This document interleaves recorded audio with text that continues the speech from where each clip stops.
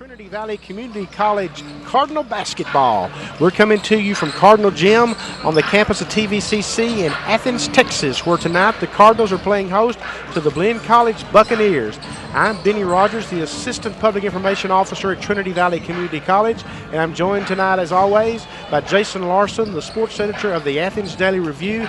And Jason, as we look ahead to this game, it should be a good one. The Cardinals are still involved in North versus South play in the Region 14 Conference, and they're coming off a big road win against Lamar State Port Arthur, leader of the South Zone, 74-68. And you've got a Blinn team that's rolling in here with a 17-5 season record and 7-4 in conference play. Yeah, certainly on paper looks like it's going to be a great game. And as you mentioned, after Trinity Valley picked up that big win in Port Arthur Saturday against Lamar State Port Arthur, it'd be great to come home and pick up another win. Of course, you always want to try to win your games at home, and great shot to do that here tonight and kind of get the ball rolling back in the direction they want it to go. We've had a great display of sportsmanship already here, folks. You may look out there and don't see the Cardinals aren't warming up, but the Bucks are. That's the Cardinals end they're warming up on, but the net has been replaced on the end that Blinn will start the game shooting on. And so the Cardinals have left the floor and let Blinn come down to the other end and getting in some shooting. So that's a very nice display of sportsmanship by Pat Smith and the Cardinals. We mentioned Blinn is 17-5 on the season. The Cardinals come into the game, Jason, 15-7, and they're 8-3 in the North Zone of Region 14 Conference, which is a half game up on Paris going into play tonight. Right, and obviously it's just going to be bang bang down the stretch, and imagine it's just going to continue to be, as you see the conference standings there, a tight battle. Well, it definitely is. The Cardinals, of course, looks at a half-game lead over Paris. Navarro's right there in the mix. They've won 3 in a row. Tyler's won 4 in a row. So we've got some surging teams in the North right now, and the Cardinals are trying to fend them all off. We'll take a look at the games going on tonight in Region 14 Conference, and anything jump out at you there? Well, I mean, obviously, Tyler's going on the road at Lee. I know you can say, Lee's struggling, but, that same Lee team that gave Trinity Valley some trouble, and obviously going down there, it's never easy, and I always wonder, I just look at these games, Kilgore at Lamar State and Paris at Lawn Morris. There's just really nothing that you look at and go, well, that's a given right there, or there's just not many that you can look at on that schedule and say that. No, exactly. And we'll look at the Cardinals' game-by-game results, and you see how they got to be 15-7 on the year. Good start to the season, a little bit of a slump there. They've had a couple of 2-game losing streaks, but they've always been able to work their way out of it, and that's what you've got to do, as you mentioned. You got to win at home and get what you can on the road. Yeah, and then obviously getting the win at Lamar State was big and stopped a fourth 2-game losing streak. So we got Kenya Landers here talking. I'm going to cease to talk and let her speak. Come forward because we like to get a picture and make sure we thank you personally. For the pink velvet cake made by our own athletic trainer. It sounds like they're announcing the raffle winners. I was just going to say, Jerry Rogers. Obviously, they're at halftime, a very poignant ceremony. It's always powerful to see when you have so many people stand and whether they have had cancer or currently battling, know somebody, you end up with almost the whole gym standing, and you can just kind of see how how much of an effect it has on people's lives. Yeah, it really hits home every year when we do this. When the entire gym standing, like you said, when they ask for cancer survivors and people have been affected by cancer to stand. And that's what Kenya and Michael Landers are doing. They are awarding the silent auction winners of the great prizes that they had out there to raise money for the Play for K basketball Foundation. schedule from the women's basketball Mind team. having the signed basketball. Tony Kawali Stick it on won that eBay one after for the national $150. tournament, possibly. Thank you, Tony. Well, that cape Please looks come pretty down. good to me. Well, you're right. We thank you for joining us here on the Cardinal Sports Network, and you can email us at csn@tvcc.edu. And then we had our Play for K. And we'd love to hear from you. Let us know autographed where you're basketball jersey watching from. by the Lady As Cards you and the see coaching the, staff. And the winner of that is Jason Lindsay. Buccaneers Please are come warming down, up. Jason. You can't see them, but they're warming up, and members of the Cardinal football team are down pretty close, taking in the warm-ups, I guess I should say. So having some fun with them here, You see the Blinn players are smiling and everything. They're about to go in. So Lady Cards all in good fun and that good was spirits up for here auction at Cardinal Gym that had tonight. all of the national championships We're and about regional 5 minutes championships away on it. from the And start that went of to the our men's own game. Dr. Glendon And Forgy. a very Please big game. come The down. Cardinals Thank are wanting you. to maintain their lead in the north zone of the Region 14 Conference. And then the big one. Just had Brad Smiley tap me on the leg The and said that was a scare autographed tactic by Play the for K football players. basketball that was And sure enough, signed Blinn ran by off the court, so I told him the it women's worked. basketball team and the coaching Well, leave staff. to Brad to Beautifully decorated. find a way to by, beat Blinn, Pamela huh? Aiken from Athens Signs. That was won by my We're not saying he stepfather. hates him. I'm We're very just saying, proud. you know. Tim it's a fun Henderson, little- Tim and Denia, come on Yeah, he down. likes beating Blinn. $400 for the ball. Y'all give a hand. Man. Did I hear $400 paid for something? That's what I heard. Thank you, everybody, for your support. We really You'll see appreciate who's your coming help. on camera. Thank you. That'll also be who's taking me to dinner tonight.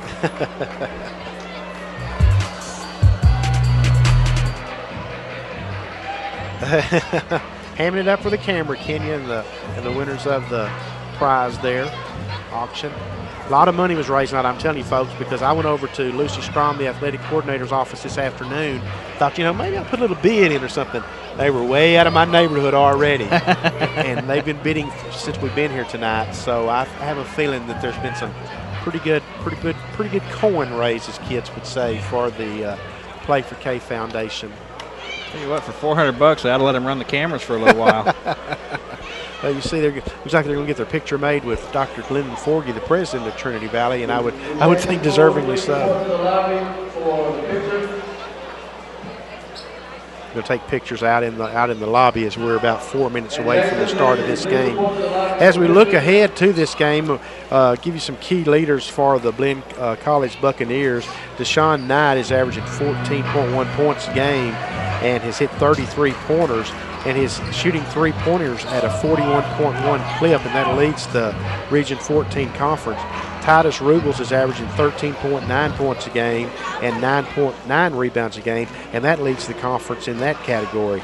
Miles Dixon is averaging 13.4 points a game and has hit 25 three-pointers, and Joel Wright is averaging 15.8 points a game, which is the sixth leading scorer in the conference. So, Jason, you look at it and you see there are a lot of points there for those Buccaneers with those double-digit scores, 4 double-digit scores. Yeah, definitely. And I'm just kind of glancing over at the sheet you're looking off of, and I see 6'8", 6'8", 6'7", 6'7". That ain't bad either. No, it's not. They're a very, very tall team, and it'll be a team that'll really test the Cardinals. You would think that the Cardinals are really going to need to shoot from a high percentage outside, because you're just looking at sizes, and that doesn't always add up. But it makes you believe that Blinn might have a rebounding edge there possibly. Yeah, and one of the things we talked about at halftime with Pat Smith was, it'd be interesting to watch, is the return of Stargell Love back after 7 or 8 games. Pat said 8. So, one of the things he said was, we'll kind of see how he mixes back in and fits right back in. But certainly a big part of the Trinity Valley offense and what they do, of course, both ends of the floor. But, they've got their own weapons as well, and guys that can take it over and do some pretty special things. Jason, speaking of Stargell Love, a 6'2 sophomore out of Lumberton, North Carolina, who transferred in late in the summer from Baylor University, played at Baylor last year.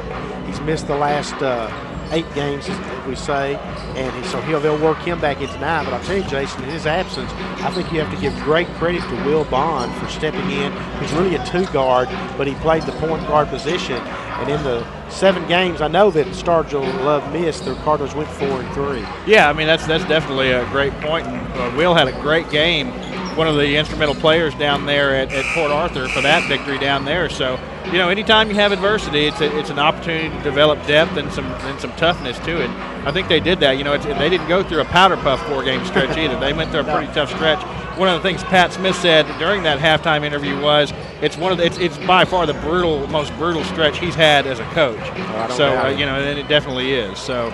Just, one of those things you just got to survive. You're talking about the last 2.5 weeks. The Cardinals have made trips to San Jacinto, to Lee, and to Port Arthur. I mean, that's 3 straight. That's 3 on the road. The 3 longest road trips that the Cardinals face. Absolutely. All in about a 1.5 period. Yeah, that's tough, And he said, you just basically spend your 3 days loading up for one team and get it done and move on to the next one. But as to quote him, any time you get a win in this conference is big, a road win. That's just as big as they get right there. So, and Jason, Pat's actually going for a milestone of sorts tonight. If he pulls out the win, I believe it'll be his 575th career victory. Yeah, so it's been just next in a line of great coaches here. Hasn't been many, obviously. Leon Smith was here a long time, but certainly a special milestone for Pat. And we're about ready to start, and I believe Harold Jones, our Director of Student Activities here at Trinity Valley, will introduce the starting lineups, and we'll let you get his feed of those starting lineups.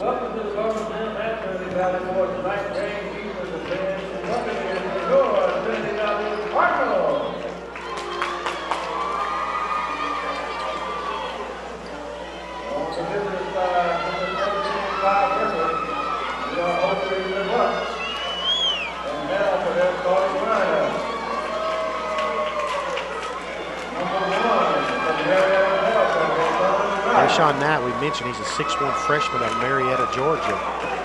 Number 4 from Dallas. Titus Rube was a 6'8" sophomore out of Dallas, Texas. Got a very long, lean Blinn College team. Dre Evans, number 5, is a 5'10" sophomore out of Dallas, Texas. Miles Dixon, number 12, is a 6'2" sophomore out of Missouri City, Texas. And as you heard from Brooklyn, New York, is Joel Wright, a 6'7" sophomore out of Brooklyn, New York. A sophomore late in starting lineup for the Buccaneers, who came into tonight's game 17-5 overall and 7-4 on the season. Look at the starting lineup for the Cardinals, 15-7 overall, 8-3 in conference play.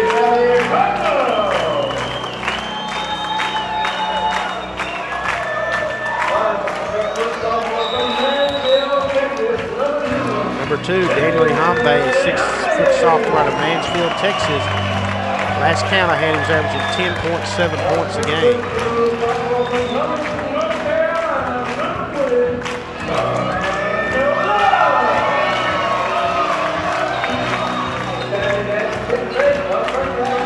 Starting to the starting lineup.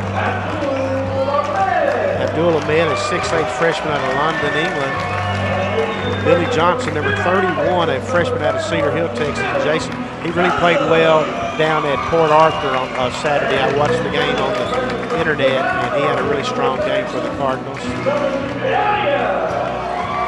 Dominic Elliott, number 32, a 6'7" freshman from Savannah, Georgia.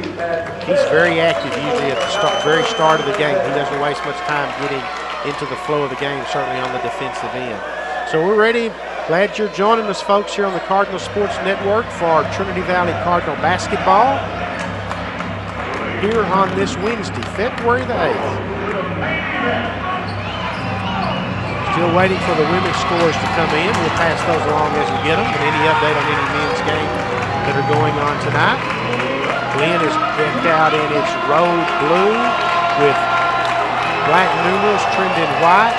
Of course, the Cardinals are decked out in the home white with the red numerals trimmed in black. Pat Smith in his 6th year at Trinity Valley Community College as head coach, and Trey Arnold is in his 3rd year as head coach at Blinn College. Crowd is hung on here for the men's game. Jason, this is one of the largest crowds we've had this season, and I wasn't sure it would be that way with, you know, the road team being from so far away in Brenham, but the Cardinal fans have really turned out here tonight. Definitely a nice crowd. Going to be a loud crowd, just like the Lady Cardinal game, too, with the football guys up there and, of course, the Cardettes. Tip is controlled by the Cardinals. I think we're going to have a re-jump. That one went a little high. Now it's going to be controlled by Blinn. Well, you give Blinn 2 cracks at it if they don't get one up. We joke. We appreciate to have the Blinn audience watching tonight as well. Cardinal football team across the way is up and leading the cheers along with the Cardettes and the Cardinal cheerleaders. Baseline drive. Bucket's going to count. Titus Rubles with the baseline drive from the wing, should say, is going to draw the foul. It's going to bring Will Bond into the game for a mid. Pat Smith's going to get his big guy out pretty quick there. Opportunity for Rubles to give the Buccaneers a early 3-0 lead. And he does just that. So Starcher Love back in control of the Cardinal offense, number 20. Again, Will Bond did a great job moving over to the point guard position in his absence. And just like that, you see Love drive the lane, dishes to Elliott, but Elliott can't get the shot. Fast pace by Blinn, getting the ball to the baseline. No good. Rebound goes to Billy Johnson off the miss by Joel Wright, and we have a whistle.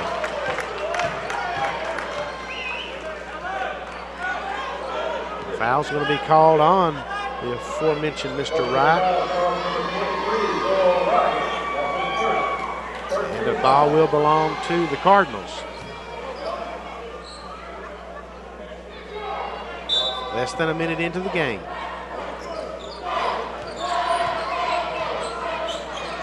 Love to Johnson. Johnson drives, dishes it off to Elliott. I thought Johnson could have put up the shot himself, Jason. He had an open area.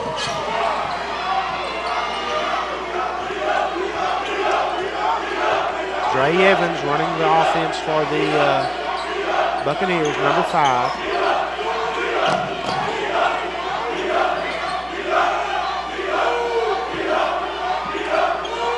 Rubles working against Elliott. Nice jumper. Cleared space for himself and put up the jumper. Miles Dixon. 5-0 Blinn. Of course, Saturday down at Lamar State Port Arthur, the Cardinals fell behind early 20-9 and trailed 35-25 at halftime to wound up winning 74-68. Nice job that time by Will Bond of stepping in the passing lane and getting the turnover. Here come the Cardinals. Ihambe down low to Elliott. He's got a wide open lane. Yeah, he takes it and he misses it. Gets the rebound, misses the putback, gets a tip this time by Bond. Bond puts it up and in, and the Cardinals score their first bucket at 18:01 mark. Sure had to work for it, Benny. That was quite a series there. A couple of wide open misses, but Bond took care of it. They really did. I'm just so impressed with the crowd here tonight. There's standing over in the corner. There's plenty of seating space, but there's a standing room crowd over there. Oh, man, great job in the right place at the right time. Miles Dixon off the air ball miss, and he gets the bucket. And it's 7-2 Blinn. Blinn controlling things early on, but it is early. Three-pointer, Johnson gets it. Billy Johnson out of Cedar Hill, Texas, just like that, cuts into that Blinn lead and makes it 7-5. Cardinal football team that's on his feet across the way. Nobody's sitting in that area.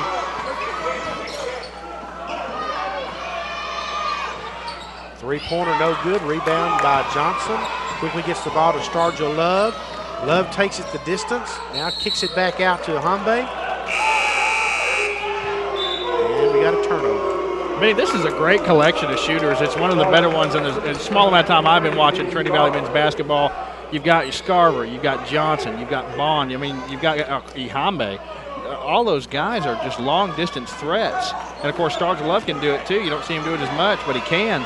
They've just got a great collection of shooters in this bunch. Yeah, you mentioned D.D. Scarver. He's just checked into the game, and he's a leading scorer in the conference, averaging about 25 a game. Nice fall-away jumper in the corner, that time by number 1, Deshaun Knight. And there goes Scarver. Immediately dishes off to Elliott. No-look fashion. Elliott jams it home and draws the foul. And he's going to go to the free throw line to complete a 3-point play. Well, D.D. Scarver got deep penetration and dished it off to Elliott. Not sure how he saw Elliott or got the ball to him anyway. It's just so nice to see that the side away from us tonight, folks. I don't know if you can tell, but it is certainly packed tonight. There's a good crowd on the home side, too, where the teams are seated.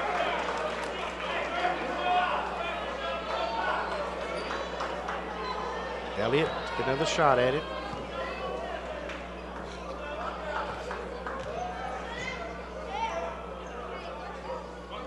Elliott puts up the shot, gets the roll, completes a 3-point play, and we got a 1-point game with 16:34 left in the first half, rather.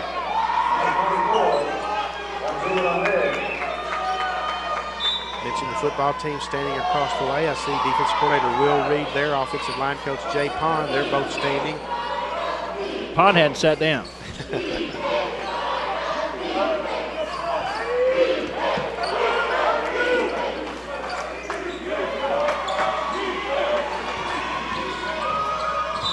Baseline drive, and that's definitely going to be a charge there. That was a great job that time by Starger Love, was sitting up, drawing the foul, the charge. Very nice job by Starger Love. Although I will say, Rubles was a man possessed going across that baseline. He had his mind made up. He was going to flush that ball. 6'8" sophomore that Starger Love stepped in front of. Yeah. Oh, boy, he saw Dominic Elliott out of the corner of his eye breaking to the go. Flipped an over-the-shoulder pass to him, but couldn't quite get it to him, and Blinn got a piece of it, so the ball will stay with the Cardinals. D.D. Scarver. And in that win Saturday, D.D. Scarver, who puts up a three-pointer there, doesn't get the fall. Ahmed goes up for the rebound. It's going to be called over the back. I'm not sure about that one. But I think Scarver just had 2 points at halftime in the game Saturday and came in and had a bigger second half.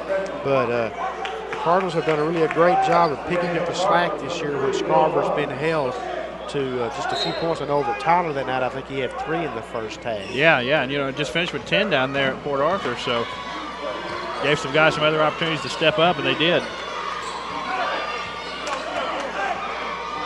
Dre Evans running the offense with Blinn. There's it. Oh, they're going to say the Cardinals tipped it out of bounds. The football team disagrees with that. Yeah, he's been talked out of it. Good job of teamwork there by the officials. I didn't see the Cardinals get a piece of it, and the football team didn't. Could we all be wrong? There's obvious crowd pressure there. Cardinals with a chance to take the lead. Be their first lead, I believe.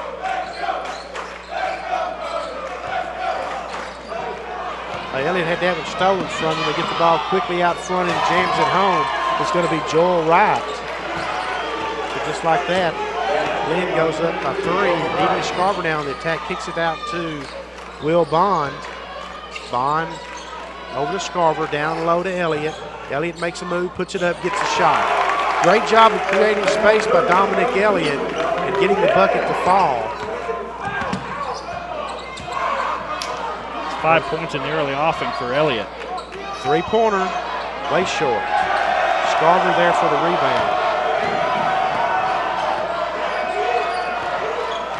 Scarver to Hambe, to Bond. Back to Scarver. Gets the ball down low to Elliott. Elliott back to Scarver. 15 on the shot clock. Elliott's jumper good. Dominic Elliott with a nice jumper from outside. Really not a jumper, more of a set-type shot. but he gets it to fall, and just like that, the Cardinals are in a 12-11 lead at the 14-21 mark.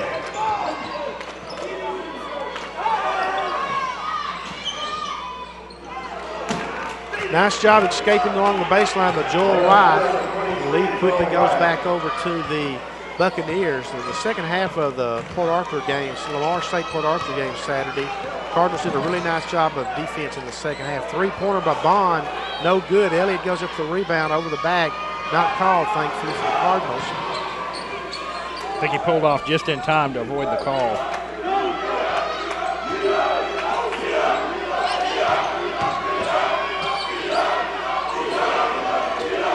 Cardinals were really effective in the second half. Three-pointer's going to be no good. Elliott with the rebound. Cardinals did a really good job against Lamar State Port Arthur in the second half in their 2-3 zone. Really turned the game around. Stargell Love, three-pointer behind a pick set by Dominic Elliott. Great job of teamwork that time. And the Cardinals go up 15-13. And we have a timeout on the floor at the 13-19 mark. Well, we talked about it. That's just one more guy that can really be a threat from beyond the arc. He does a lot of running the offense, kind of like we see Star Breedlove do for the Lady Cardinals. But he is a dangerous player. He wasn't at Baylor for nothing, and obviously has Cardinals in the lead right now. Hey, Jason, let's check some of these women's final scores while we got a second here. Tyler beat, Trinity Valley, of course, beat Blinn 86-65. Paris beat Lon Morris 62-56. Tyler beat Angelina 89-74. And Kilgore beat Jacksonville 56-42. No score on the Panola Sanjak game at this point. But that catches you up to date on the women's scores tonight. So nothing of a surprise nature, I would say.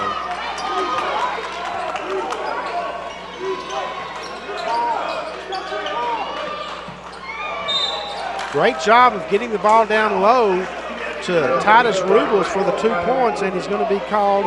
He's going to be the foul called as well, so he'll go to the line trying to complete a 3-point play.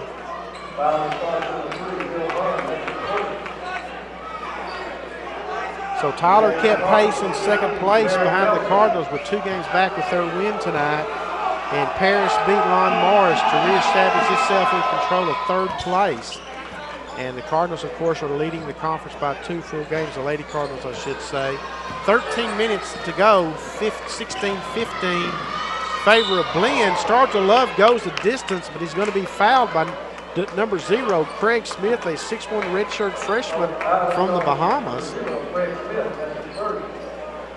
You see so much height in this game, Benny. It's one of those games you just think is going to be played above the rim, and lots of dunks, lots of alley-oops, and not alley-oops necessarily, but lots of passes up. Absolutely. Love goes to the free throw line and hits the free throw. Stargell Love, 6'2" sophomore for Lumberton. Mentioned he played at Baylor University last year. Cardinals got him late in the summer, and he hits both free throws. Good to have him back in the lineup. Lead continues to seesaw. Cardinals are currently up 17-16.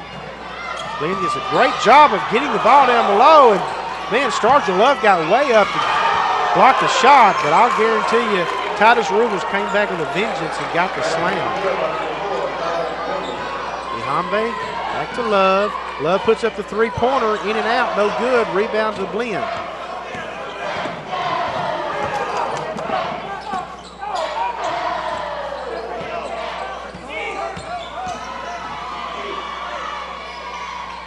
Nice job of fading away for the jumper by number 32, Elijah Jones, 6'7" sophomore out of West Palm Beach, Florida. D.D. Scarver on the drive. Going to be a blocking call. That'll send Scarver to the free throw line to shoot 2.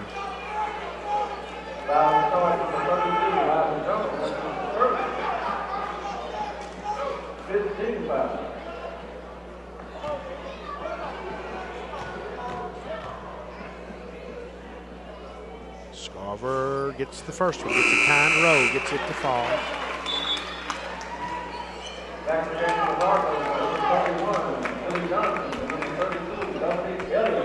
28 20-18 in favor of the Buccaneers. Gets the second one to fall. Man, I see the Blinn College team just below us are eating pizza and chocolate chip cookies. Man, who wants that? That's not even fair.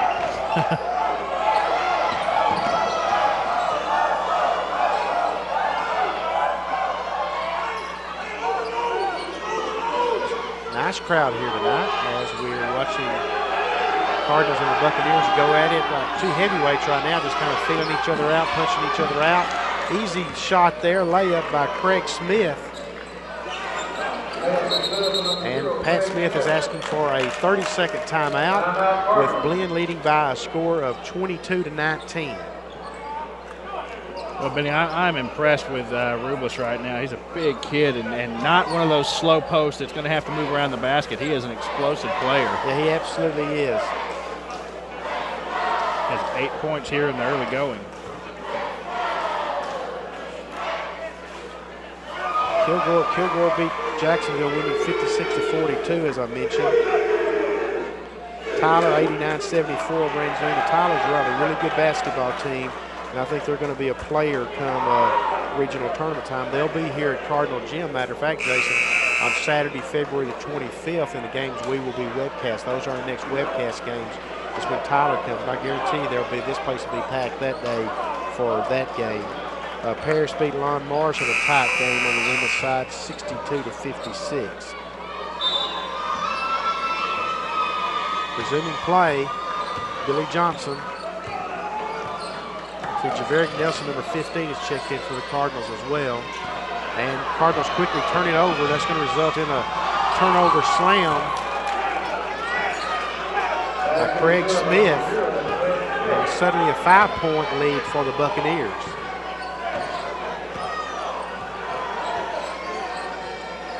Again, the football team still standing across the way. And there's another turnover. Cardinals are getting just real careless with the basketball. Not going to get the layup this time by Deshaun Knight, but there's going to be a foul called. And the Buccaneers are going to go to the free throw line with a chance to extend the lead. Well, I can tell you, Benny, I'm not a basketball expert, but as you see, Deshaun Knight there hit the first shot, but not an expert, but you've got to be more crisp with your passes or this is going to happen all night long. Oh, yeah, those two turnovers were what we call lazy passes in a way, too. They just weren't very well executed, and the results being very much in Blinn's favor. You know, the crowd just wanted the Cardinals to give them some reason to get into this game and really help them out. But right now, the Cardinals are a little bit lethargic, certainly on the offensive end. 26-19, the largest lead, I believe, for the Buccaneers. And we have another turnover. I think that's 3 straight trips the Cardinals have turned the ball over. Pat Smith is not happy on the sideline at the Cardinal bench. They need to D up while the offense struggles. Spinning jumper, no good. Rebound by Will Bond. See if the Cardinals will at least get a shot off down this time. And Hambe puts up a 3-pointer, short. Rebound, Knight. Check that. Rebound went to Craig Smith, I believe.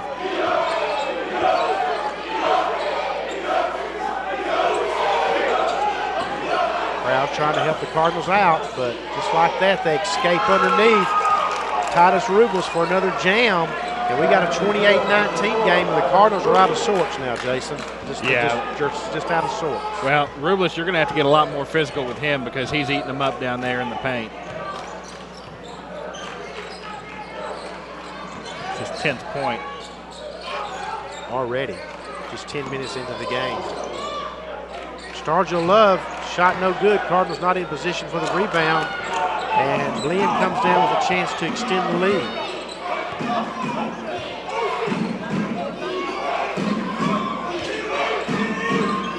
Oh, he thought about a long-range three-pointer. Instead, he fires it underneath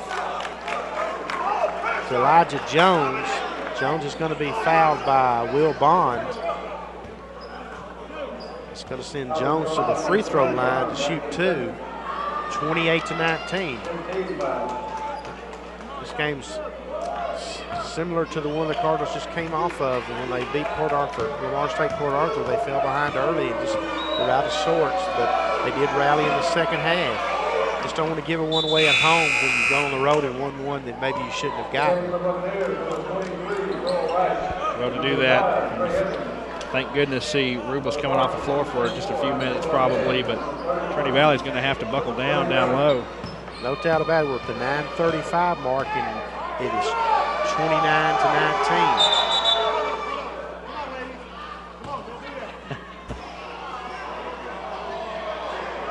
There'll be a delay on the cheerleaders for throwing their pom-poms. Pulled a no-no. Football team to get on. Not the cheerleaders, but the referees.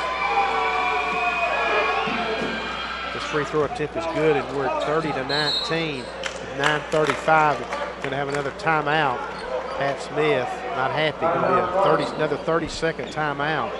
Again, we mentioned it's 30-19 here. About this point in the game down at Lamar State Port Arthur Saturday, it was 20-9, going to 35-25 at halftime in favor of Lamar State Port Arthur. For the Cardinals, we have seen them state some second half comebacks, Jason, but usually there's something they can hang their hat on that has worked for them that they can go to, and right now just nothing's working on either end. Well, you know, if like I said, when you've got big guys down there that are going to work that hard down the paint, like Blinn has, and certainly have been doing the first 10 minutes of this game, you got to get physical with him. So if you're going to put him on the line, put him on the line. And I'm not saying dirty play, but you got to play tough with them. Otherwise, they're going to run down there all they want to. So that's certainly one area I think you can start to maybe improve just down there with that. You know, looking at this Blinn team, Jason, and the teams we've seen in the teams we've seen come into Cardinal Gym this year, this is as good-looking team as we've seen. Yeah, they look like a really good team. Have a Big 12 final score we'll pass along to you here in a second. Big game down in Waco tonight. It was number 10 Kansas 68, number 6 Baylor 54 at a sold-out Farrell Center. Again, that final score was Kansas beating Baylor 68-54 at the Farrell Center in Waco tonight. So no doubt those two teams may flip-flop into the top 10 national rankings this next week.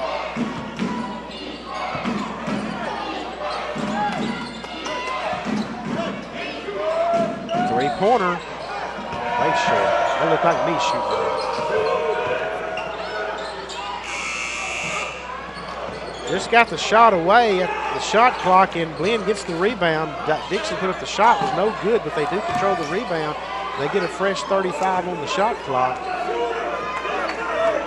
Just no energy right now by the Cardinals, really. I mean, it's just missing. Just right now, they can definitely snap out of it.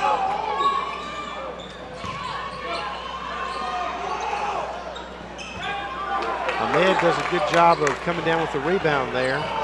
Point blank shot missed by Buccaneers. D.D. Scarver tries to get something going with a three-pointer that's off the mark, and quickly Blinn goes to the other end.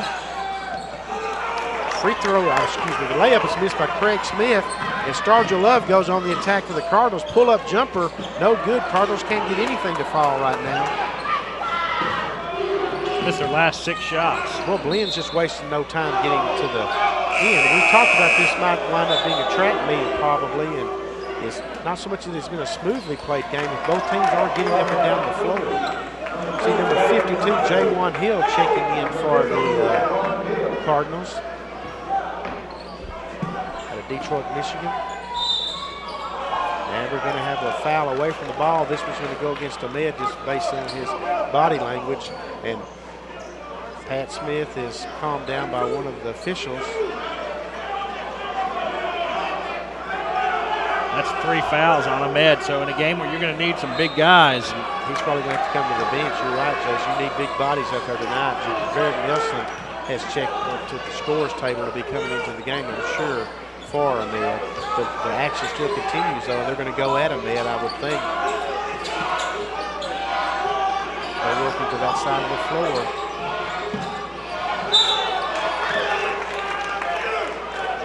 Jones tried to jam it home, but the Cardinals reacted just quickly enough to get the foul call to deny the bucket, but he'll go to the free throw line to shoot 2. 30-19. 11-point game. Of course, the Cardinals need to get D.D. Scarver going, Will Bond going from 3 points perimeter. Need something electrifying to happen. They need a momentum switch in this game, as that free throw attempt is good. Makes it 31-19.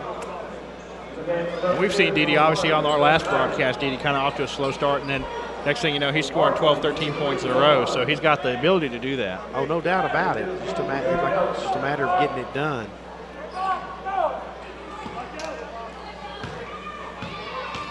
Jones trying to hit the follow-up. Free throw gets a time bounce. Gets a free throw, and we're 32-19. 7:33 mark. 6 points for Jones now.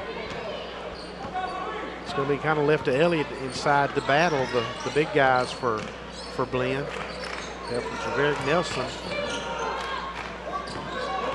Will Bond. Javaric Nelson, short jumper. No good. Elliott with the rebound, goes up strong, gets the bucket. Needed that one.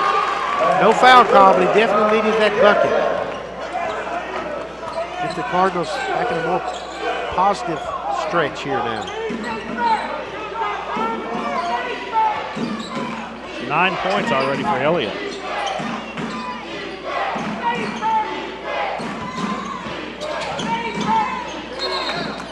Ball goes out of bounds, but he goes off a Cardinal.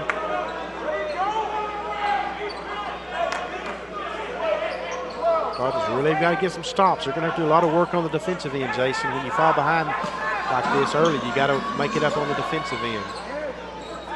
Figure your shots are going to fall, but you can't take any time off.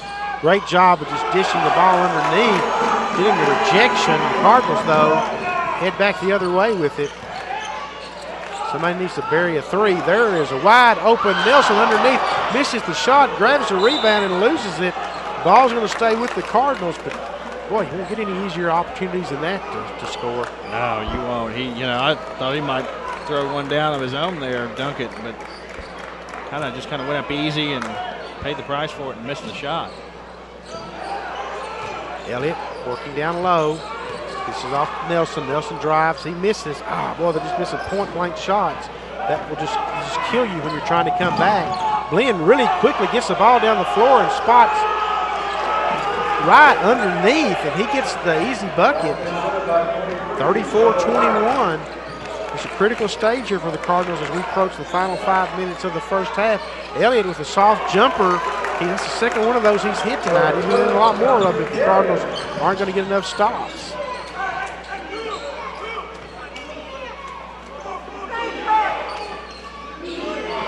Three-pointer.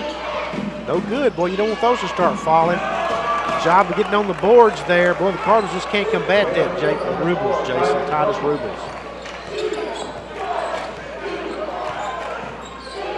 They're trying every combination of people they got on him down there, and he's just winning that battle right now. Going to get a foul. It's going to be called on Joel Wright, number 23. For the Buccaneers, D.D. Scarver back in with J1 Hill, and coming into the game also is number 0, Devon Ducey.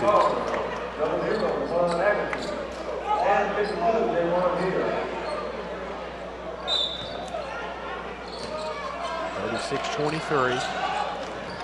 D.D. Scarver could get free for a shot.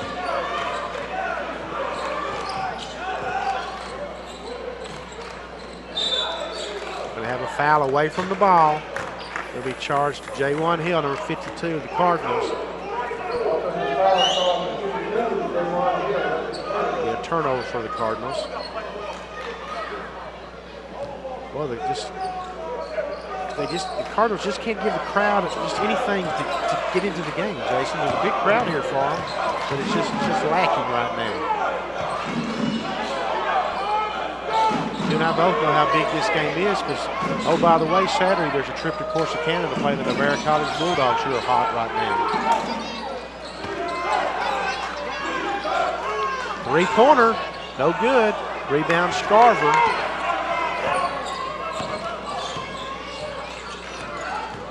Scarver pull-up jumper. Got it to fall. Got the bounce. Maybe that'll get DD going. 11-point game.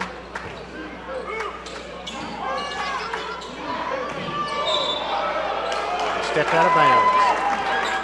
Turnover. Third turnover for the Buccaneers. Cardinals have turned the ball over 6 times.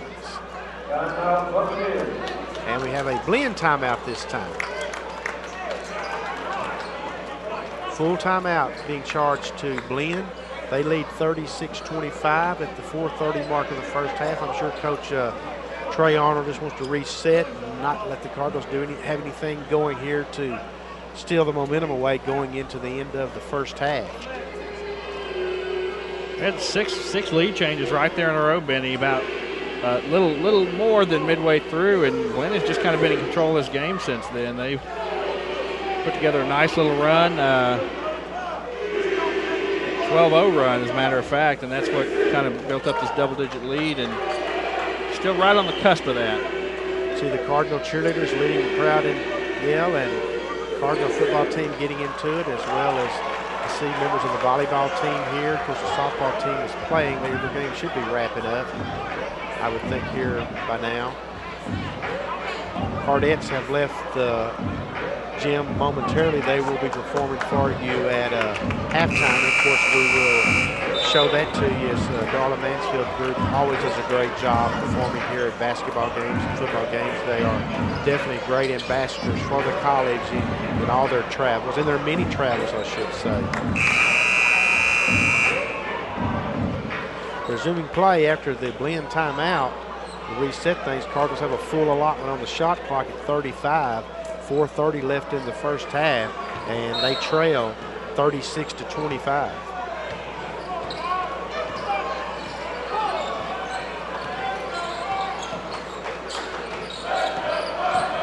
Scarver on the drive, forces up a shot, draws the foul.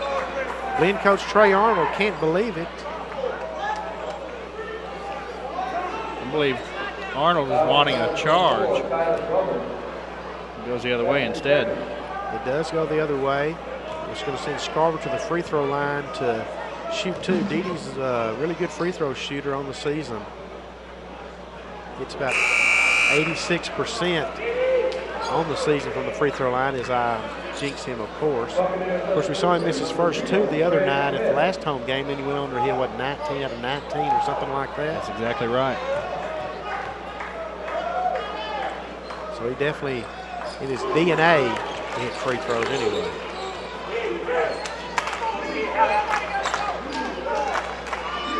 Ten-point game. Cardinals want to get into the single digits before the half, at the very least. Definitely got that opportunity here now, but they got to have some stops.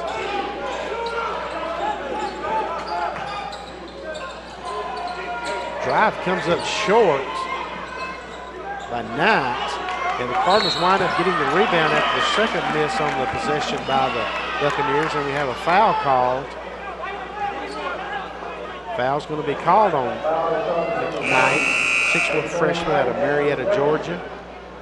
It's going to send Dominic Elliott to the free throw line to shoot the 1-and-1. Boy, everything counts here too, Jason, when you're behind like this. Well, when you're trying to get it down like you talked about, get it down into single digits, this is the kind of stuff you've got to convert on.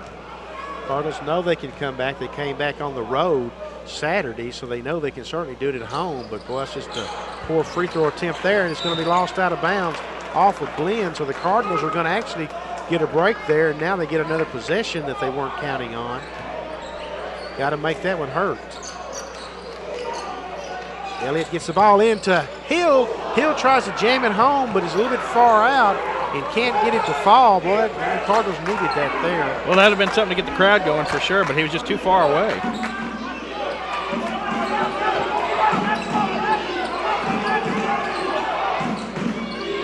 Three-pointer. Oh, man, that's definitely not what you want for the Cardinals, man. You just don't want that. Dre Evans drains the three-pointer. God, that just saps you full of the energy that you had. Maybe Dee can answer for the Cardinals. Going to take it to the basket, miss it, get his own rebound, put it back. No good. Tipped by Jaywan Hill. He doesn't get it to go. There's Scarver with the lay-in. Well, you get 4 shots at it. You're going to maybe you can get one to fall. Golly, is having to work at it awfully hard, Jason.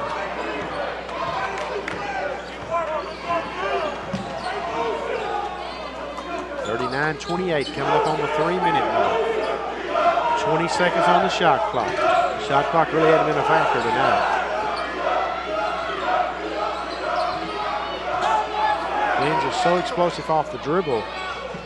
Long range jumper, no good by Rubles. Cardinals control. Scarver puts up the shot, and I think they're going to get him for the charge that time. It's a second foul. It was just a little bit out of control. It looked awkward. Maybe it wasn't such the charge that it looked like it was, but he was out of control a little bit. I agree. Definitely looked out of control. Pat Smith just trying everything that he can, find the right combination, maybe give the Cardinals a spark here before the half ends. Of course, they're kind of limited because they lost to 3 fouls in the first half. Abdul Ahmed, a 6'8 freshman out of London, England, picked up his 3rd foul a few minutes ago and hasn't returned. And that's really caused the Cardinals, has limited them a little bit what they can do. Take 6'8 out of the lineup, and that'll do that.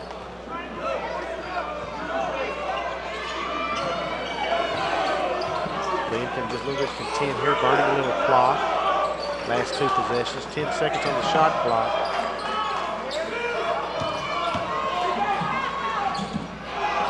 Elliott with the block.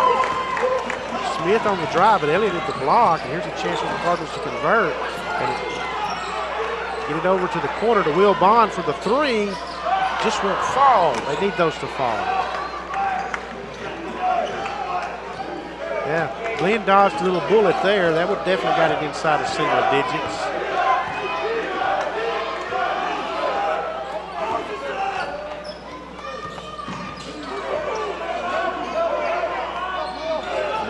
Coming up on a minute and a half left in the first half.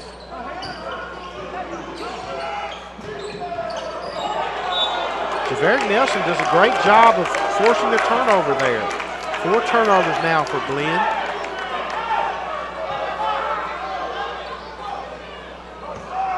.127 left in the first half. Cardinals get a bucket here. They can get into single digits.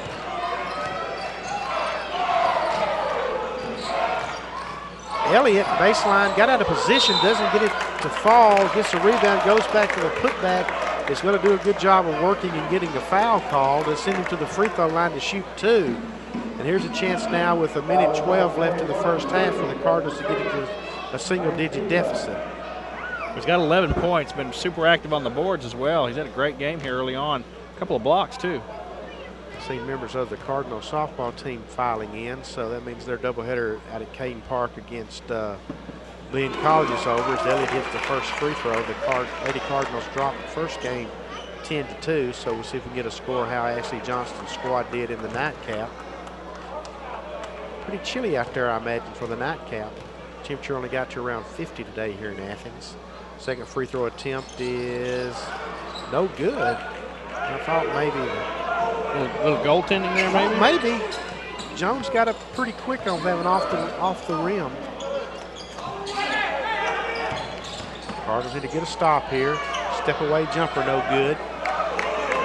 And the Cardinals get a chance to again get it into single digits. Will Bond, Scarjo Love, down low to Elliott. Elliott, yes. Great entry pass by Scarjo Love. Dominic Elliott hits the shot underneath. He's coming up for Cardinals. He's got 14 points tonight, and the Cardinals have gotten it down to 39-31 here late in the first half. They want to get a stop here, maybe get one more shot at it before the half ends. Shot clock is coming up on 15 seconds. Blinn in no hurry, but the Cardinals are D'ing up now. 5 on the shot clock. 3-pointer, Oh, man, he just drains it. Miles Dixon drains it just like that, 42-31. Stargell Love with a long-range three. Oh, and off the back of the iron. Well, credit the Buccaneers for getting a long-range three-pointer there to go back up 42-31 at halftime. Just a game that Blinn pretty much control of the first half.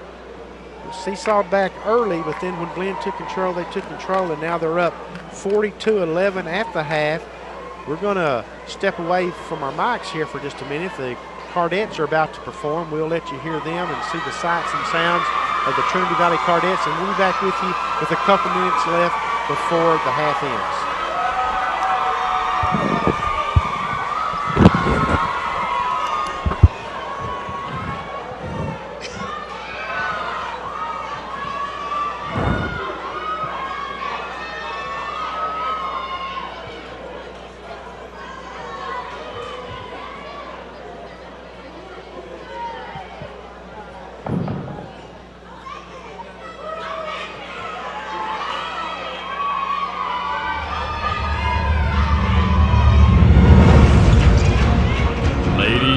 Gentlemen, for your halftime entertainment, please welcome to the floor the TVCC Cardettes.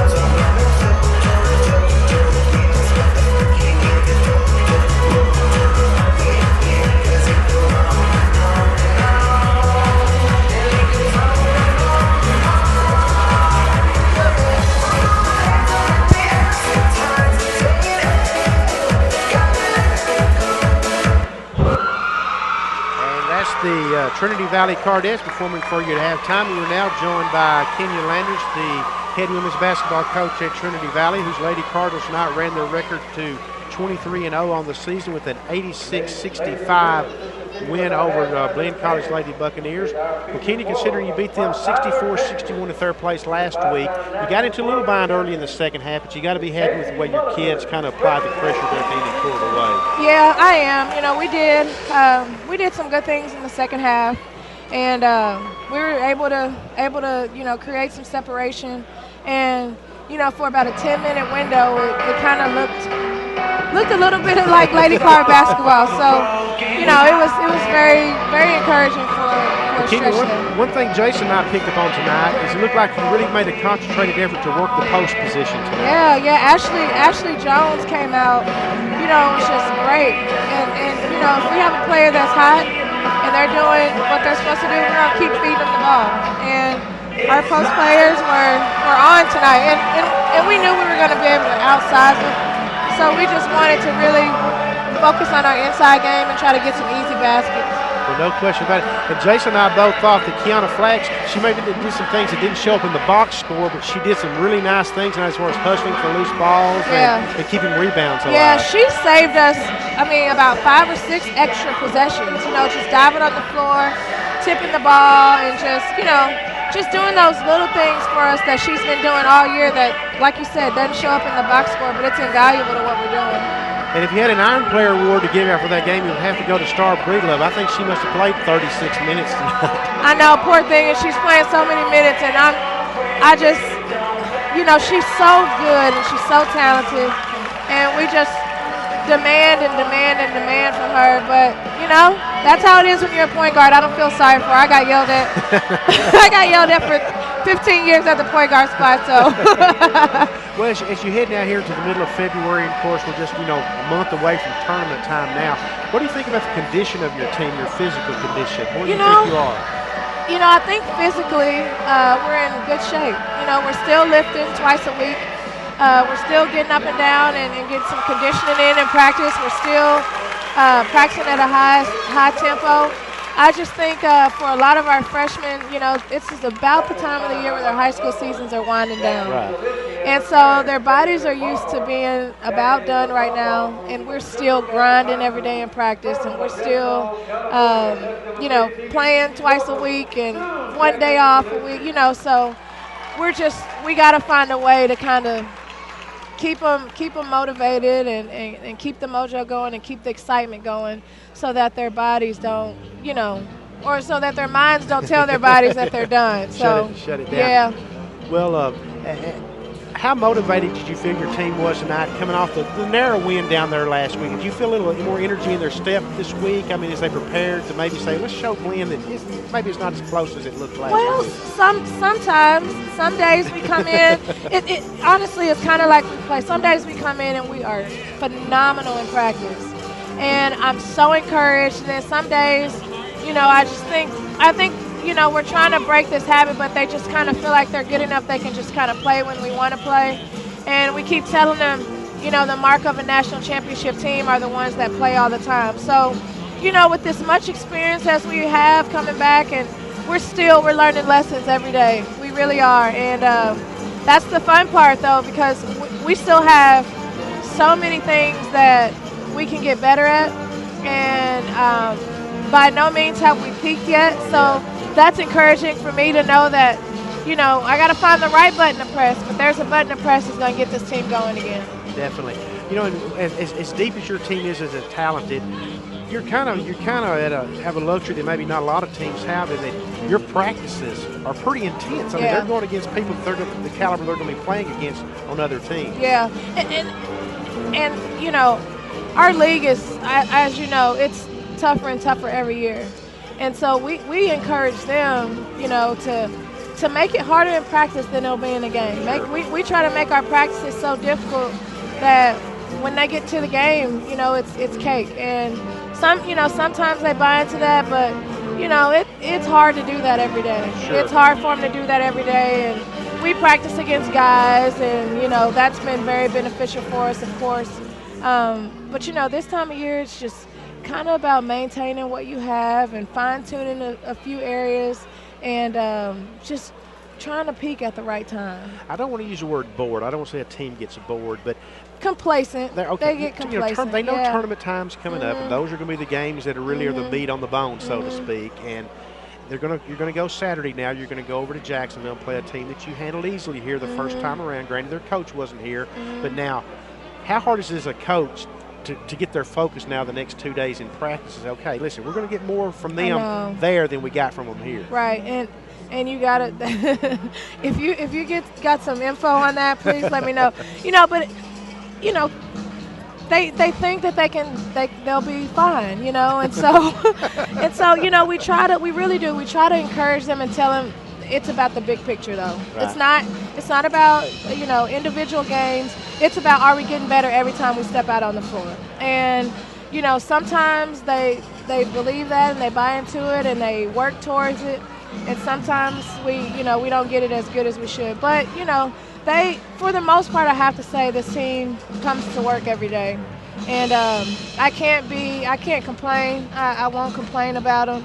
Because I know it's difficult and I know it's hard and I know it's demanding, but you know what? It's what they signed up for. No doubt. Well, let's talk about something real quick before we let you leave that I know we're both excited about it. The announcement that came today that the city of Salina is going to name the court at the Bicentennial Center after Kurt Bucky. Yeah, that's such a – if you think about it, of course they are. It's such a natural thing to do, but such a nice, nice gesture by them. It really is. And I I hope and I pray that we would be so fortunate, to be able to get there and, play on that court again this year and just, honor him in the way that I'm trying to get our team to do every time they step out on the floor. So that's very exciting. But, if somebody won as many national championships as he did, they better name that court after him. So thank you. We're excited about that. But you know what? He deserves that. No doubt about it. We want to thank you, Kenya, for dropping by like always. We wish the Lady Cardinals good luck Saturday at Jacksonville. We won't see you again on the webcast until Tyler comes to town. Yeah, 2 weeks almost. February 25th, and what will be a huge game? It'll be a big game. Tyler's 1 game behind us, and they're playing well. And so we're definitely going to have to go back, and hopefully next time we play them, we'll shoot free throws a little bit better and rebound a little bit better, and we'll be able to be a little bit more successful. So, well, thank you, Kenya, thank for you. stopping by. That's Kenya Landers, the head coach of the Trinity Valley Community College Lady Cardinals, whose squad is now 23-0 on the season, and they are leading the conference, of course, with a 12-0 mark, and rolling right along. And the Cardinals are going to need a little bit of that mojo here that starts the second half as they trail 42-31 at the halftime. And Jason Larson has rejoined me. And Jason, you want to kind of give us the scoring leaders in that first half? Sure. For Blinn, you have Titus Rubles with 12 points. Nobody else in double figures for Blinn. The next highest score is Miles Dixon with 7. For Trinity Valley, big first half for Dominique Elliott. He had 14 points, 8 rebounds, 2 blocks. Not a bad first half at all. Didi Scarver, the conference leading scorer, just 7 points, and you had Scarger Love with 5. Well, Jason visited there with Kenya Landers at halftime, and she was talking about how she was very pleased that the Lady Cardinals stepped up there in the second half after things got a little tight and played Lady Cardinal basketball and finished it off. She said that no way does she think that this team has peaked yet, and they're trying to bring them along at the right time, and that she's got to keep their attention now as they prepare for Jacksonville Saturday, of course, a game they handled easily here at Cardinal Gym a couple weeks ago. But overall, she was definitely pleased with tonight's performance and the play of Ashley Jones, of course, Kiana Flax. So we've had a full night of it here, folks. I mean, it's been a busy night. The crowd's thinned out a little bit. A lot of folks have headed home. It's been a long evening here for some of them. So we hope that they're going home and turned on their computers. They're going to watch the second half, and we'll bring it to them as we hope to bring the Cardinals back from this 42-31 halftime deficit. They trailed 35-25 Saturday down at Port Arthur against Lamar State. It will be the Cardinals' ball to start the second half, and we're underway.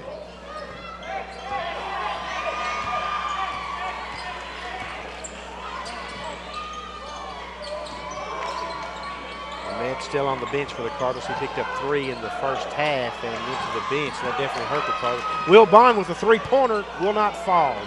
That's been a great way to start this second half for the Cardinals.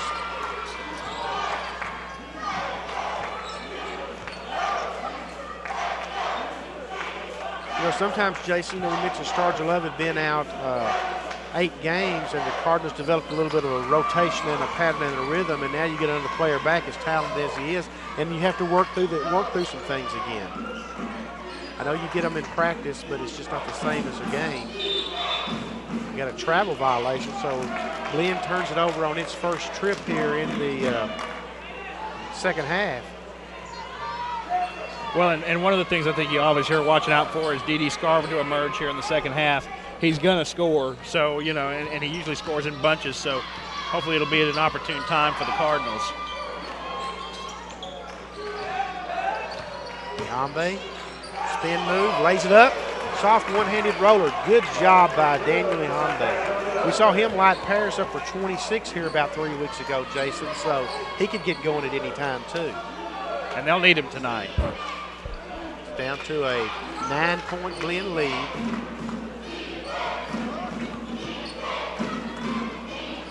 Thank you for joining us tonight on the Cardinal Sports Network.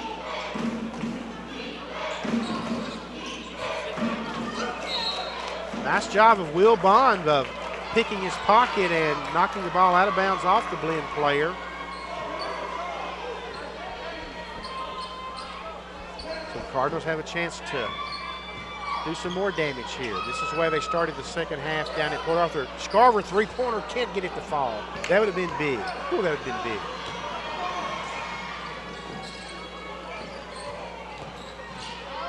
Three-pointer. Deshaun Knight hits the three-pointer for Blinn, just what the Cardinals didn't want. Got to find an answer. Will Bond on the drive, lays it in. Great explosiveness by Will Bond, number 3. 6'3" sophomore out of Phoenix, Arizona.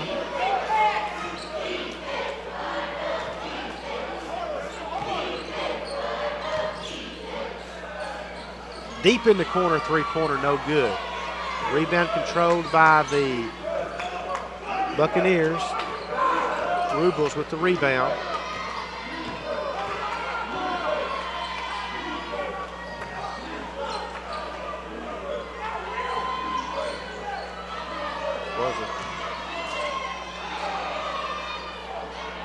Elliott with a block, but it didn't matter. The Buccaneers stay with it and get the follow-up. Blinn's just top team they're answering. They're answering every time they think the Cardinals might be going to make a move. The Buccaneers have an answer. Scarver with the drive, switches over to his right hand, puts up the shot, gets it to fall. 10-point game.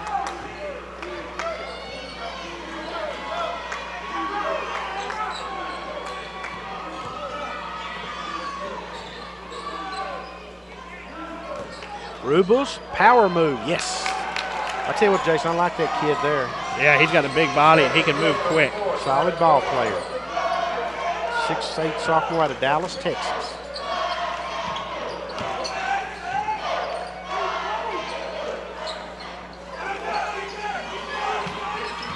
Elliott with a move down low.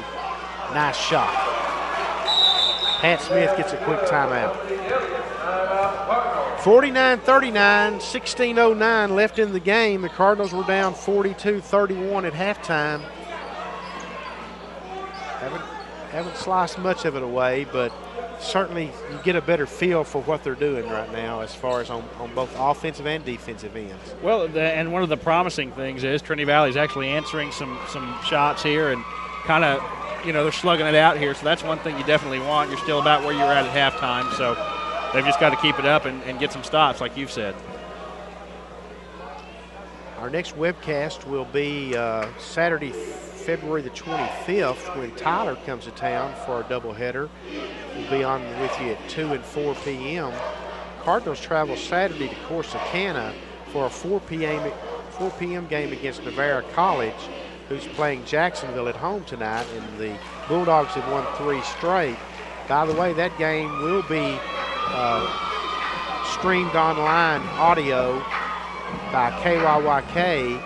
You get there by going to www.youreasttexas.com, www.youreasttexas.com, and click on KYYK, and you'll be able to hear that game Saturday against Corsicana.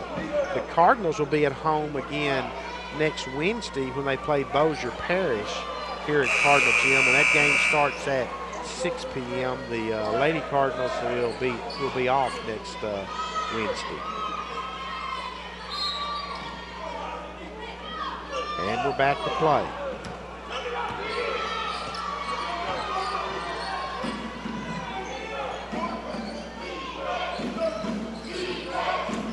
Boy, you can't turn Rubles loose. He missed the jam. Then we're going to get a foul called on the rebound.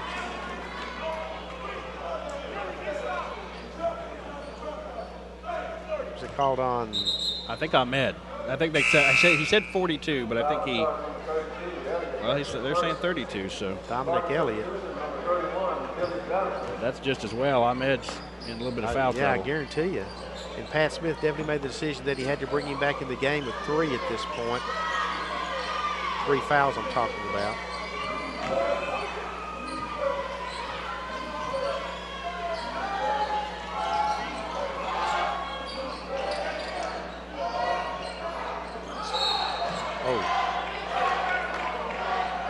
I think this is going to not be good for Ahmed this time. It's his 4th foul, Jason. So he didn't get much playing time for. He's going to have to go back to the bench with 4. Just not his night. I mean, sometimes it works out that way. No, not. You see Jaywan Hill's back here at the scores table ready to check in after this first free throw. Joel Wright at the free throw line. Gets a free throw to fall. He's averaging 15.8 points a game.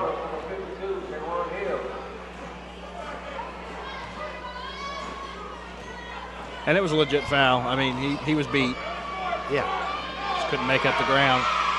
Wright gets the second free throw to fall. Great play for Kay night here at Cardinal Gym. A lot of folks wearing pink. A lot of money raised for the cause. Got a foul away from the ball. I think this is going to go against Billy Johnson. Be an offensive foul away from the ball. Billy's not too sure about that one, I don't think. Official explained to him what he did.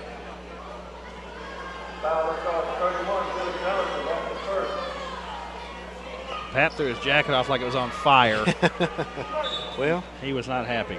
Cardinals need something to give them a spark. I mean, I'm not exactly sure what the answer is, but I know they need a spark.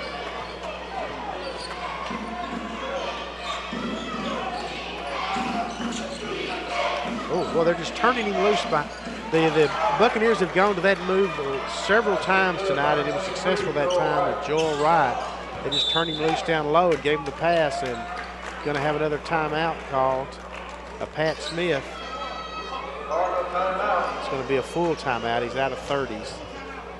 So Cardinals are really going deep into that timeout pool, Jason. Pat is trying to get things turned around. Well, you know, these timeouts are coaching, and there has been a lot of need for coaching tonight for the Cardinals. And obviously we saw we had a shot of Pat talking to Jaywan Hill and just talking to him about position. And on the last couple of trips down the floor, at least for those plays down in the paint, Trinity Valley has been way out of position. They're just getting beat on those lob passes over the top, and it's easy money. Very well said. That's exactly true. And that's how we get to be 53-39 with 15:05 left in the game.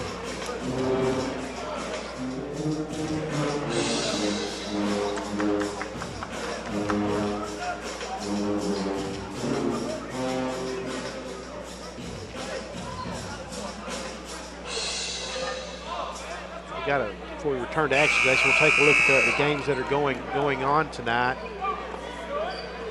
Blinn is here, of course. Tyler's at Lee, Angelina at Bossier Parish, Jacksonville at Navarro, Panola at San Jacinto, Kilgore at Lamar State, and Paris at Lon Morris. So that's what else is going on tonight in Region 14 Conference.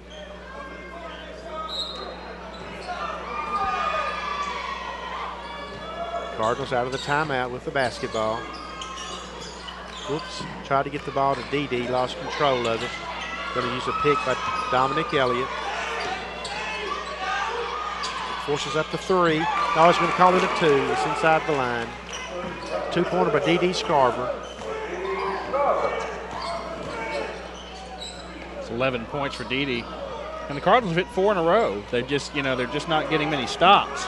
Cardinals can't figure out a way to pull this one out tonight. That'd be another home loss. Well, you just can't afford to drop the games at home. Puts a lot of pressure on the road. 3-pointer by Rugels is no good. They do have to go to Corsicana Saturday to play Navarro. Nelson with the 3, no good.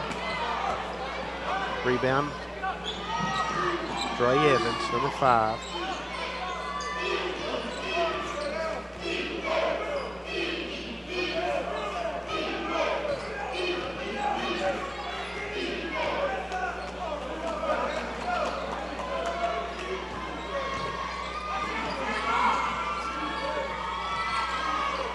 Evans back out top.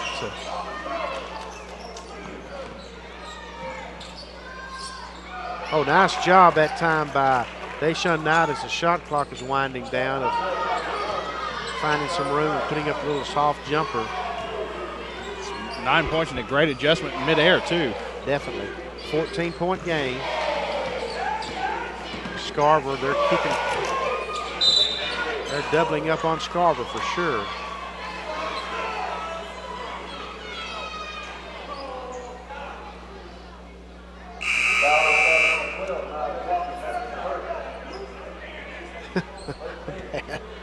It's asking a question.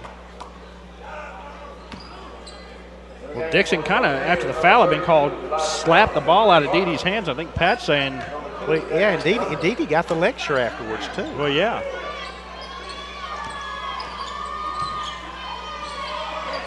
Will Bond. Bombay. Turnover. Dre Evans with the layup. Well, Jason, the Cardinals got to be real careful here. This is going to get away real quick if they don't watch out. I mean, it'd get too far out of hand if it isn't already. Still time, though.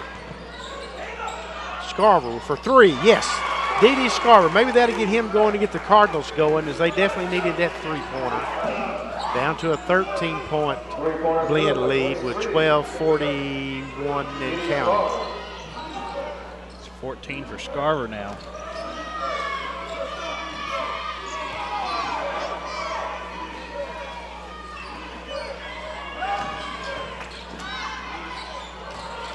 I think Evans thought somebody was going to go up for the alley-oop or something there, or either he just lost control of the basketball, but that's what it looked like. Three-pointer, good. Goodness gracious alive. Boy, they just stab you in the heart. Dre Evans, number 5. Got a timeout on the floor. Full timeout charge to Blinn. 60-44 with 12:12 left in the game. Right now, Pat Smith is talking to D.D. Scarver about something defensively, pointing to the other end of the court, and that's the thing. Blinn is just almost getting Trinity Valley 2 for 1 on shots here in the last few minutes. Starting at the beginning of the half, they were trading shots, and Blinn has kind of opened it up a little bit by pretty much getting 2 for 1 every time. So 7-3 run right now, 9-5. I mean, it doesn't sound nothing terrible, but when you're ahead, you can do that, and that's building the lead. Yeah, no doubt about that. Of course, we pass along the women's scores to you. Of course, tonight, if you're just joining us, shame on you, but the Lady Cardinals were a 86-65 winner tonight at home against Blinn. Go to 23-0 on the year. They'll be in Jacksonville Saturday for a 2 p.m. start against Jacksonville College, while the men will be in Corsicana taking on Navarro for a 4 p.m. start.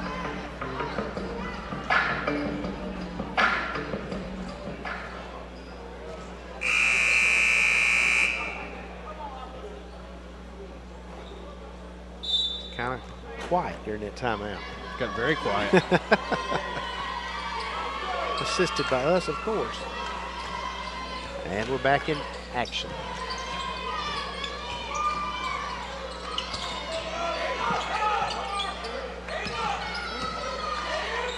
Ihambe showed great patience in waiting for the defender to clear in the air, then putting up the shot and getting it to fall. So that's a nice job by Daniel Ihambe. Fourth point, all in the second half. And this is the end where they've got to get it done. They're doing okay on the other end. This is the end where they've got to change the game around. Yeah, definitely. This is where they can find that spark that they've just been lacking the entire game. They drop this one, they'll really have to get their act together, and they'll go to Navarro Saturday. I mean, the conference lead will be on the line, the zone lead, I should say. Oh, no, here we go. Three-pointer, yes. Goodness. Dre Evans knocks down another three-pointer for the Buccaneers. 17-point game. It's his third of the game. He has 11 points.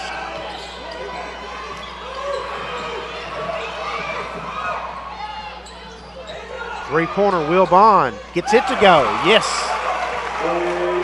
You got to keep firing away. You got to keep hitting them. But you got to play on the defensive end. That's for dadgum sure. Benny, I thought it was telling at halftime or after the half that when they came out to shoot, Javerick Nelson picked up a ball, and Andre Bell, the Trinity Valley assistant coach, said don't bother, and they worked on defensive drills at halftime instead of coming back out and doing layups and other things. That's kind of telling about where they're at right now. Sure is. You can tell what the halftime talk has probably addressed that.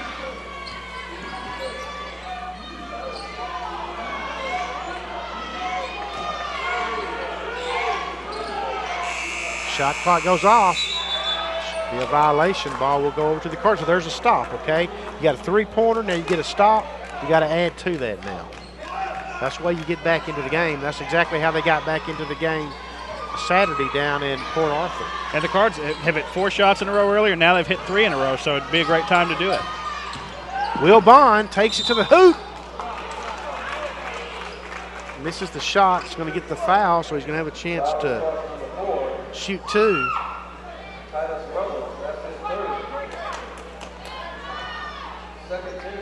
Coming up on the halfway point of this, the second half.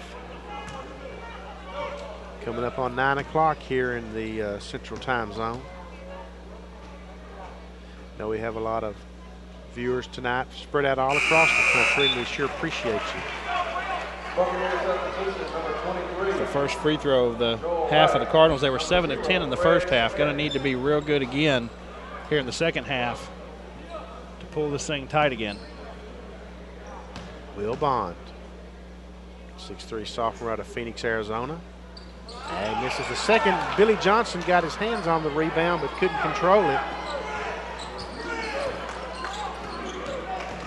It's all about stops now. When you're this far down and you're in under 10 minutes to go in the game, it's about stops.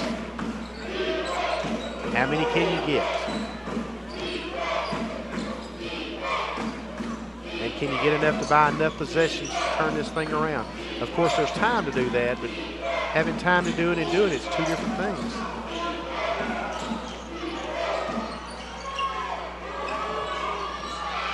And another shot clock violation. This one does hit the rim, so we got a fresh 35 this time for Blinn. But that's back-to-back defensive efforts. Much better for the Cardinals, though. But you hate to see him get another shot clock. Well, that's tough.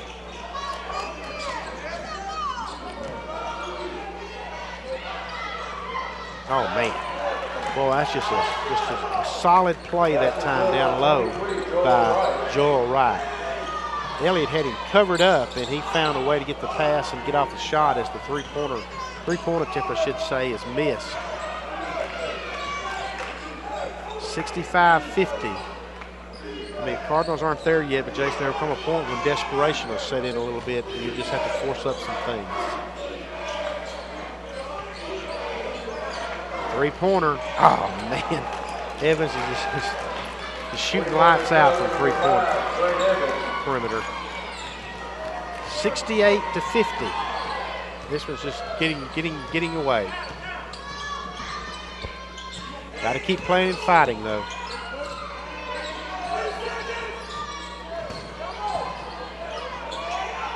Three-pointer, Billy Johnson, yes. Got to keep firing away, Billy. The rest of the Cardinals get some stops down here, though.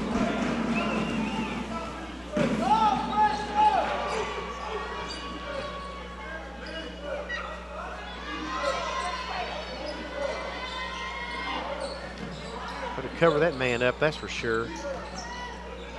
Trey Evans has gotten hot from beyond the three-point circle here, especially in the second half. I know he's hit, I think, 3 here in the second half. 3 in the second half, 4 for the whole game. Here goes one. They had him guarded that time. I mean, I don't know what else you do. Just get a butterfly net or something and start swatting the ball out there.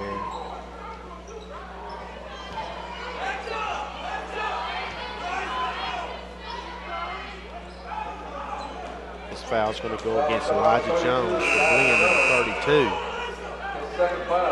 Not a lot of fouls called here in the second half.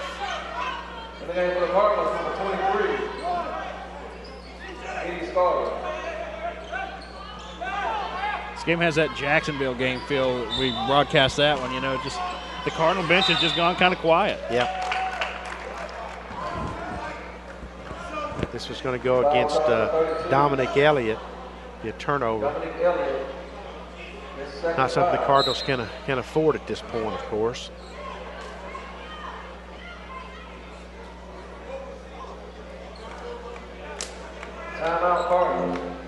It's going to be a full timeout charge to the Cardinals. Pat went and got an explanation from one official. Now he's asking for one from the other.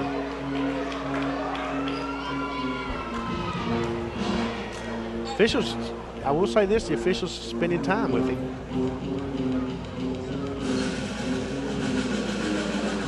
Not sure if Pat's going to buy the explanation, but he's getting one anyway. Well, it's always one of those deals where when the current argument breaks down, I think he's moved on to another past call. You see Pat now expressing himself.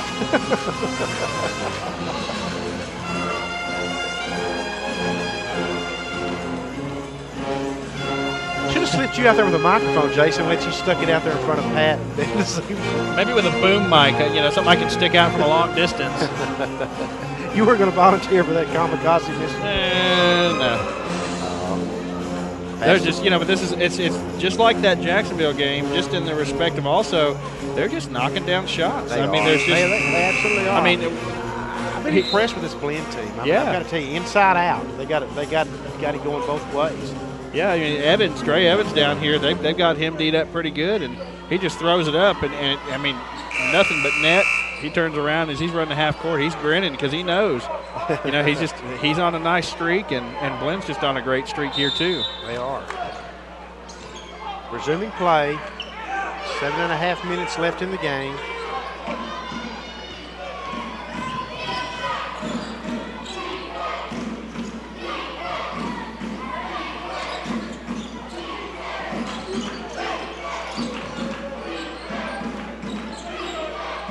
Cardinals looking for any stop they can get at this point, any turnover they can get.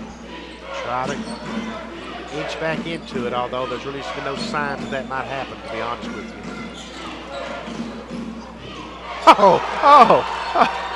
Now, it's your night whenever you just drive in and blindly throw a ball up blindly over your shoulder and it goes flying in when you're guarded. Dre Evans, I mean, my goodness.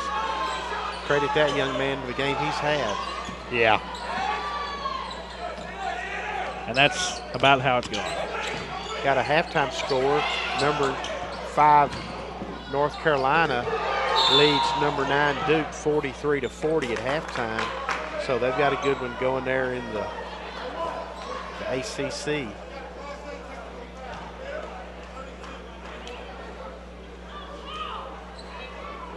We have a technical foul. Yeah, that's number 32, Elijah Jones. He got a big block there of Will Bond, and then I think he kind of did a little taunting or something with the ball. I'm not quite sure, but I see. Here we are.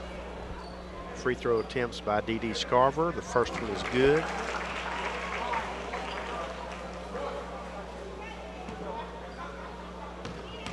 .633 left in the game.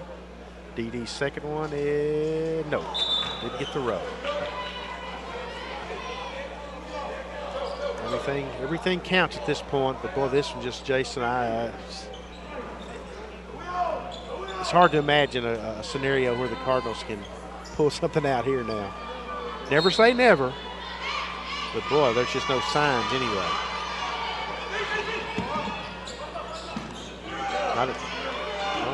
Dre Evans is working his second half magic tonight.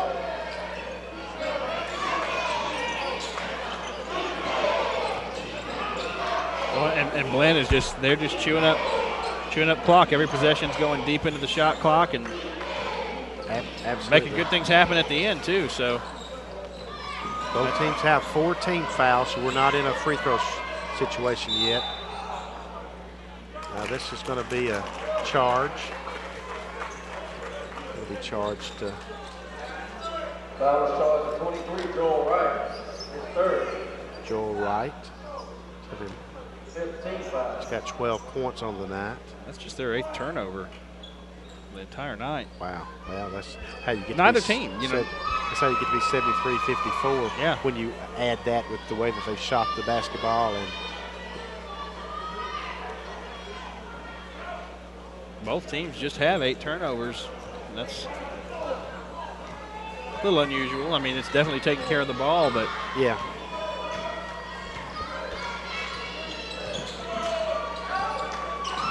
Stargell Love back out to Billy Johnson, puts up a three-pointer, gets it. Boy, he put that shot up, and Jason was shaking his head. Yeah, that was going in. Yeah, you can see it. Give Jason credit there. He called that one without saying anything. I don't think I'm going to show up in the box score. 16-point game, 5.5 minutes left in the game. And as Jason pointed out, Blinn is being very deliberate on the offensive end, burning clock, Not so much concerned with, they almost turned it over there. 5 on the shot clock. And they're going to get fortunate there where Scarver's going to be called for a foul. So it's going to save them. Foul starting 23, Scarver, his third. In the game for the Buccaneers, number 4, Titus Ruggles. And number 12, Miles Dixon. Dede's got 13 points on the night to go along with his 3 fouls. Get a new shot clock. They can work 35 more seconds off of it if they choose. Looks like they are going to pull it out a little bit. Elliott and Rubles are working against each other, and looks like there's going to be a double foul possibly called. Yep, double foul. I saw that away from the ball. They were working each other pretty good. Not surprised there was a whistle there. But they looked at each other, and both of them, Dominic Elliott looked at Rubles and said, you know what? And the other guy said, yeah, I know. I don't think either one of them thought it was really a foul. They're just playing basketball. That gives both teams now 16 fouls, so both teams will be in the bonus on the next violation. I'm not sure I've got my count here, but that's 4 for Rubles.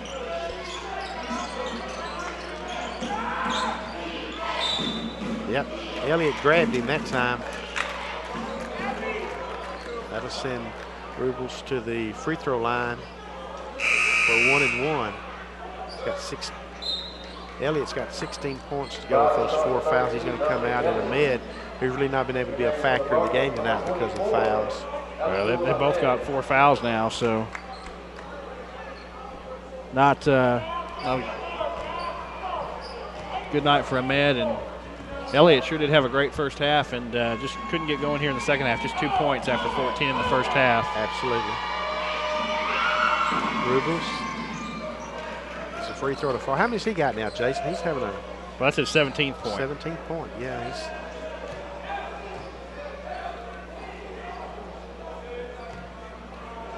Just as we gave Cardinals a lot of credit for going on the road and getting that win of the South Zone leader last Saturday, Blinn wins this one. You got to give them a lot of credit for coming on the road and playing North Zone leader and getting a road win. Yeah, absolutely. They had the long road trip. Got here, waited for the first game, and came through here, taking care of business to this point. And it's yes, you got to give Blinn credit here tonight. It's getting to the point where it's going to be hard to get anything else going to try to make a comeback.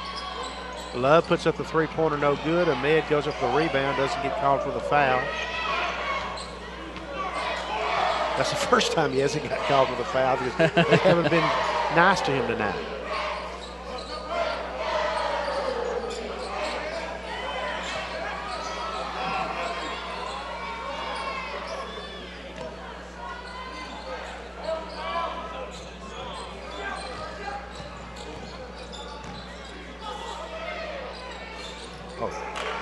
Evans put up a three-pointer. This was no good. Here comes Scarver. Lays it up, won't fall. Been that kind of night, folks. Been that kind of night.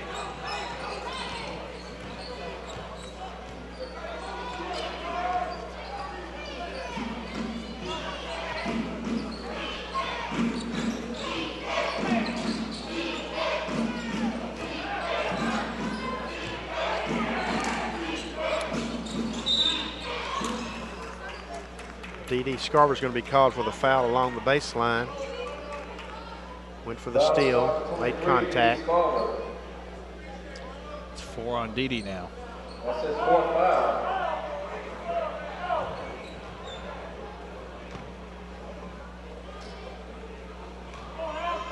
Rubles goes to the free throw line. And this one's in and out and no good. 1 and 1, of course, so the Cardinals have possession. And Scarver escapes for a layup.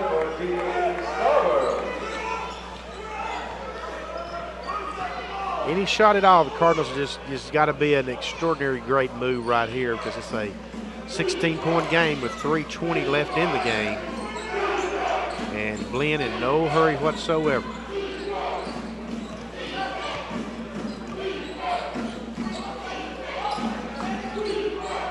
10 on the shot clock. 5 on the shot clock. Evans with the miss, but guess who? Rubles there to jam it home. He laid it up, and there was Rubles, and he knocked it down with his 20th point of the game.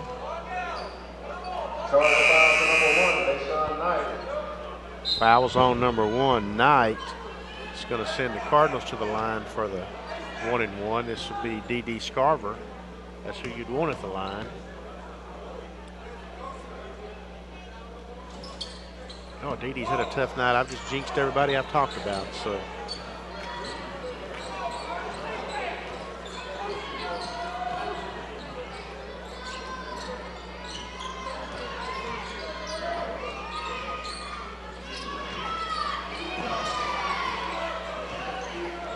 Two and a half minutes left in the game, 77-59. Blinn's just running out clock now. They get something easy, they'll take it, but they're not looking. 5 seconds on the shot clock. Uh-oh, Evans will fire up a 3 here. This was partially blocked by, I guess, Scarver maybe. There goes Johnson behind the back pass, feeds Ihambe. Ihambe puts up the shot. It's going to be fouled. It's going to be a case of too little too late, not enough early. Ihambe's just got 4 points tonight, and that's part of the problem. You know, some of your main guys, and they missed the free throw is another problem, but some of your main guys just didn't get it done tonight, and absolutely it makes it tough. Again, in the women's game tonight, the Lady Cardinals ran their record to 23-0 with an 86-65 win as Ihambe hits the second free throw. Lady Cardinals will be at Jacksonville on Saturday for a 2 p.m. game. The Cardinals will be in Corsicana for a 4 p.m. game against the Rivera College Bulldogs.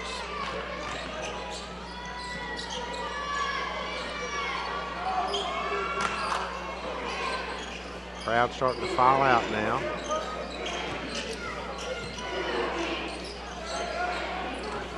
Had a nice crowd here tonight, though. It was near, for the bleachers that they had pulled down, it was darn near capacity for that. They didn't have the end bleachers pulled down tonight, but both sides were pretty much full. Great night at basketball at Cardinal Gym. Oh, goodness. He forced up a 3-pointer there and goes off the side of the iron. Minute and a half left. Over to Johnson in the corner, stolen by Rubles, but he stepped out of bounds. Great job of hustling by the big man. Colin Williams going to check in for the Cardinals, number 40. Devon Augusti's also going to check in. A little half smile on his face. J1 Hill's going to check in. Of course, Pat Smith's going to get some of his frontline people out. You're not going to don't want to lose somebody to an injury here in the final 124 of a game that's long been decided. We did that one at a time.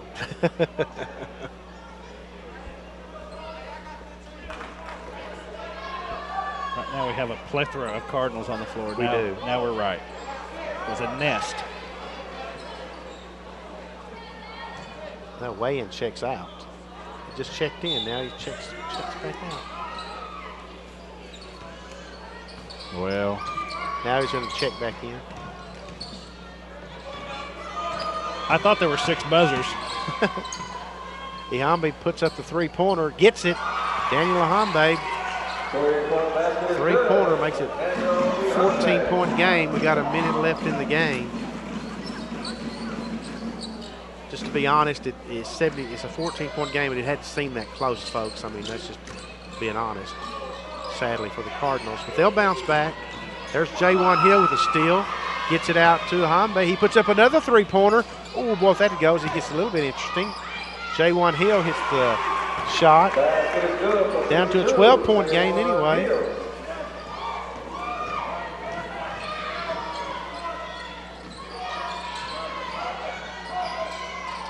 Of course, Blinn has definitely put it in cruise control here the last 5 or 6 minutes. Trying to dribble out as much of this time off the clock as they can. No sense in the Cardinals fouling with the deficit being what it is. 5 seconds coming up on the shot clock.